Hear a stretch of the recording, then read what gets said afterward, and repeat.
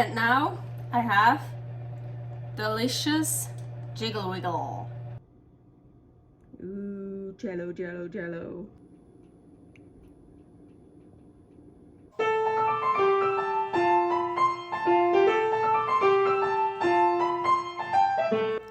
Carnivore Girl's Creative Carnivore Kitchen.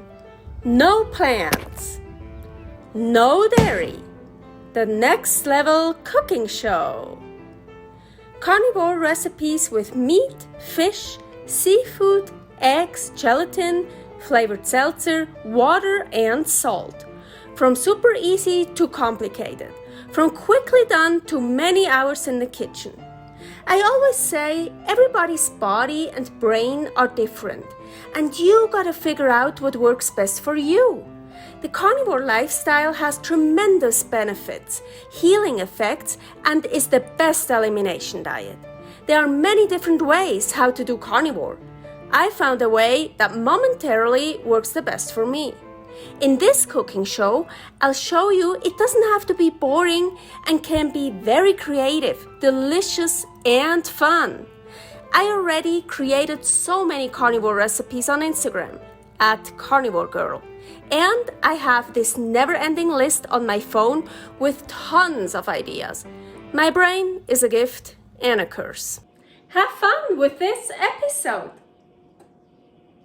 Welcome to my creative carnivore kitchen. Carnivore Girl here. Today, another carnivore ingredients and methods episode.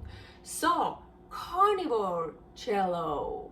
Yes, I'm gonna show you how to make 4 carnivore Jellos. So here, beef Jello. Whoa, look at this.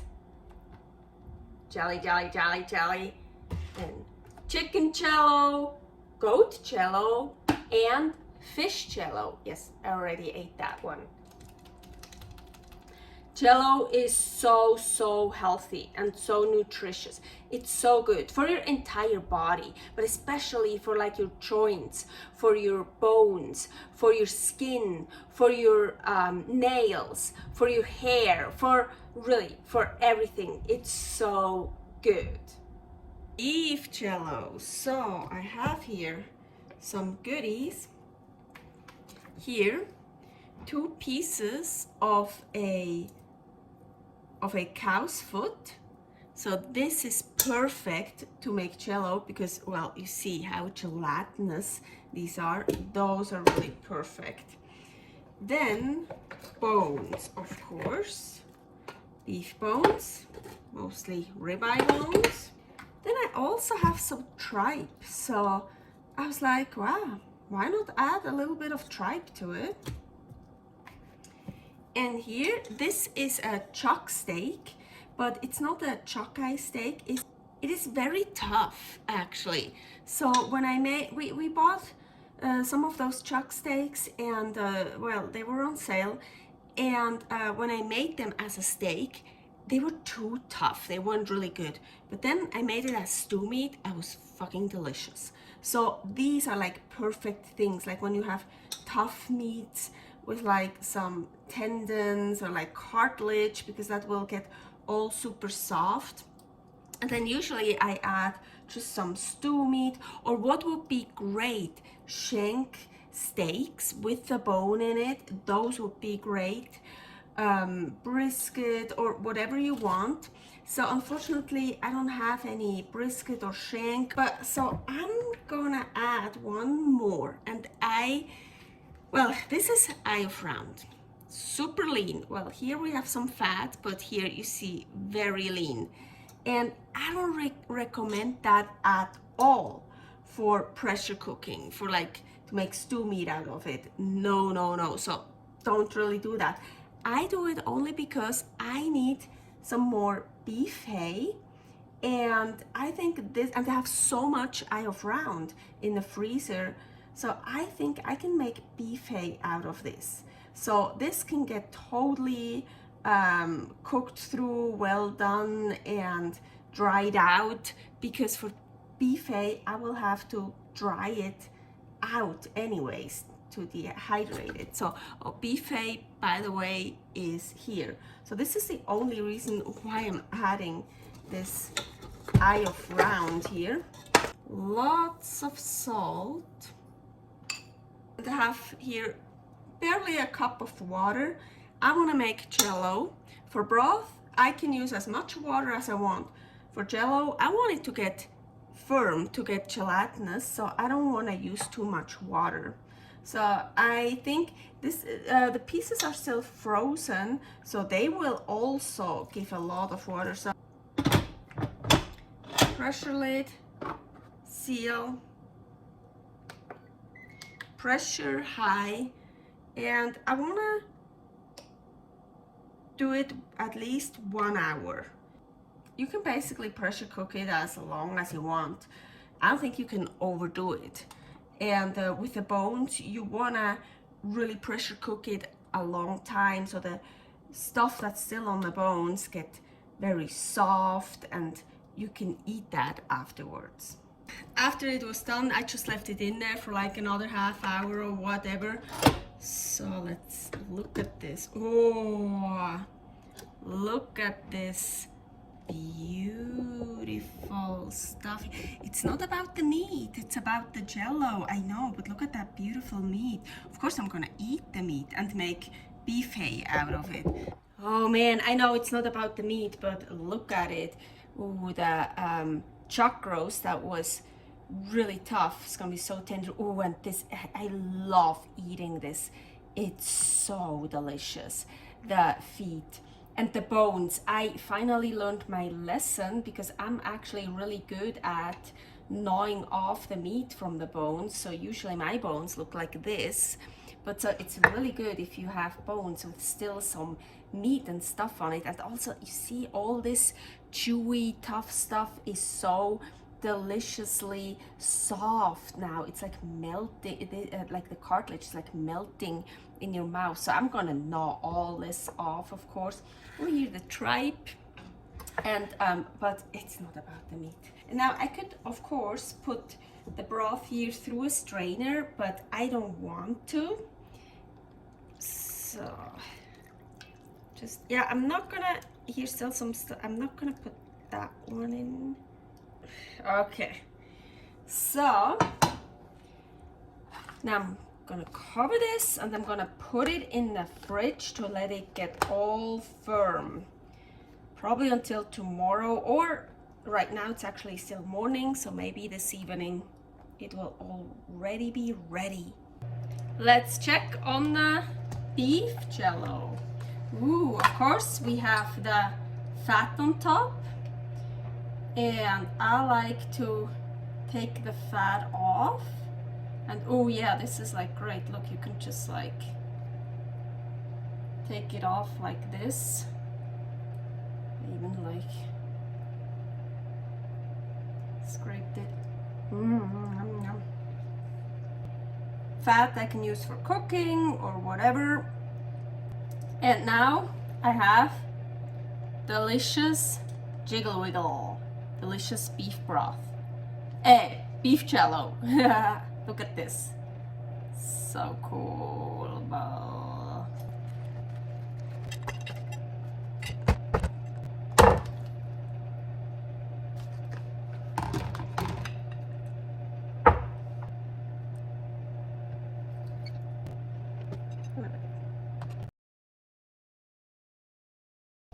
Okay, chicken Jello. I already have here a chicken breast in the Ninja Foodi.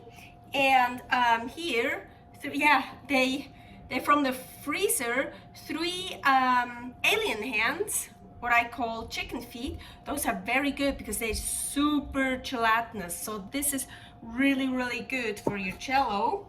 And I also wanna, it's also from the freezer, put in that chicken leg, so more bones, more like gelatinous stuff. So the chicken breast is not good for making Jello, not at all. So we want some gelatinous stuff and some more bones.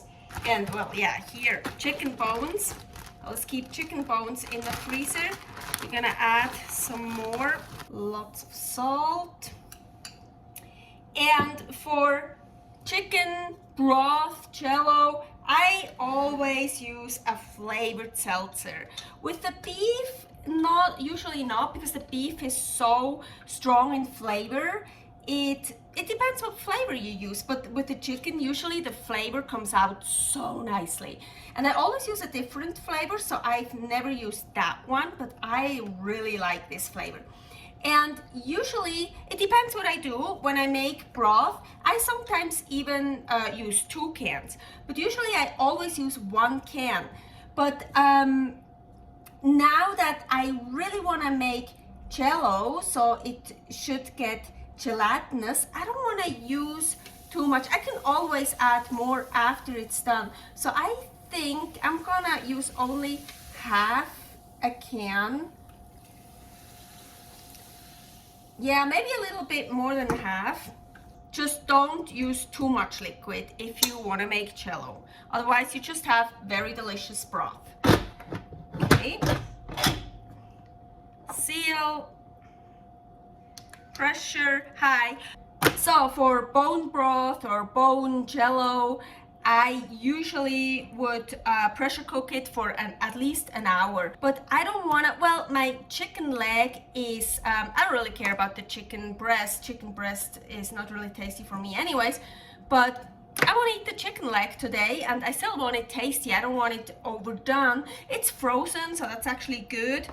But so an hour I feel is really too much. Usually when I make a chicken breast in here, I have it in for 30 minutes, 30 to 40 minutes if I have, if it's frozen or have bones with it. So I would say I'm gonna do 40 minutes now. Ooh, look at this deliciousness. It's about the broth, about the Jello, right? But of course I'm gonna eat all this deliciousness as well. So I'm gonna take everything out and we'll pour the broth into a Tupperware. Ooh, so I know it's not about the meat, but look at this deliciousness. So look at all that cartilage. That's super tender and soft. Eat that. It's so healthy. Yeah, look at this. And also all the stuff on the bones I'm gonna gnaw off. And here, of course, the feet, the breast. Yeah, so anyways, it's not about that. Ooh, yep, definitely. Oh, totally gelatinous. And you can leave it like this, or you can, if you want, take off the fat here on top. You see that, of course, the less liquid you have, the more gelatinous it gets. If you have a very firm Jello, like I have here with the chicken one, you can also cut out fun forms here. I have a tractor. Let's try the tractor with the fat. Let's try that one with the fat. Oh, yeah, it's breaking. Oh.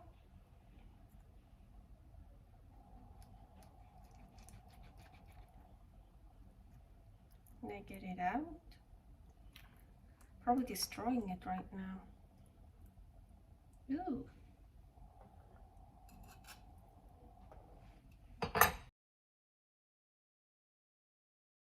Ooh, what do I have here? A nice piece of goat shoulder.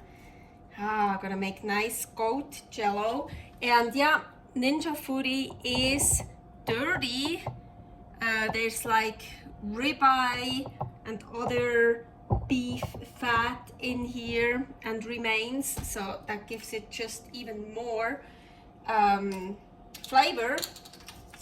I'm gonna add some salt, and I also want to clean that one here. That's dirty, so it's the easiest to clean it while I pressure cook. And here just regular water, 1 cup. Let's do 1 hour 15 minutes, and then I probably do a slow release. You can't overdo it. Ooh, look at this deliciousness. So I took this one out. I already washed it. Look how clean. It's so easy, then everything just comes off. Ooh, nice delicious liquid in here. Actually, what I usually do is I try a bit As I thought, it needs a bit more salt. So,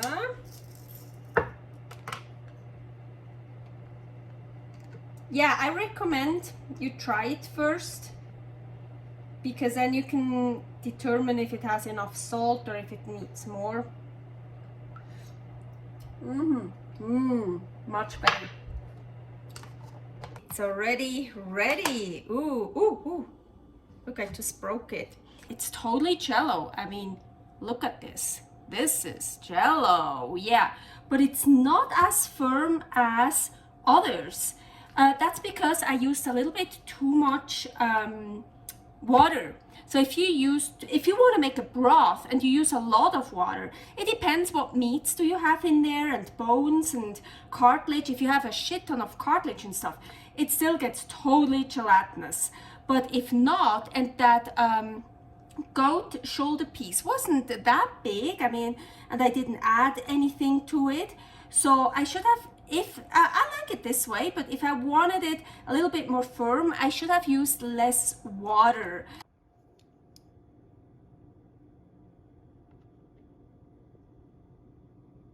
Ooh, Jello. For bunny Jello, we need a bunny. Rabbit in here. Some salt. Oh. A lot of salt, apparently.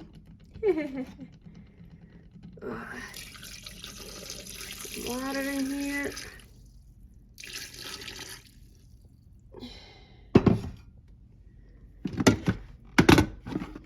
I think 30 minutes.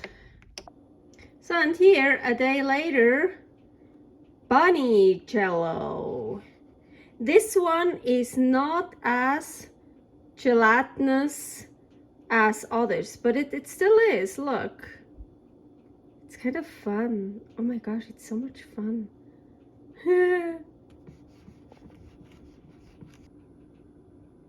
That one here doesn't really have much fat on top, you see, so I'm not gonna take it. Well, you could take it off here a little bit, but I'm not gonna do that. And it's healthy fat anyways. Ooh, look. Nice, jiggly wiggly. Rabbit Jello.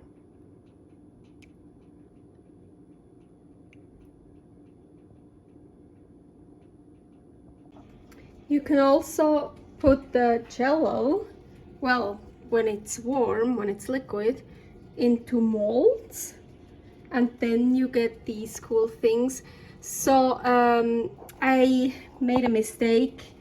I didn't really fill it up very well, so most of them broke, and they got like really thin, like here the butterfly.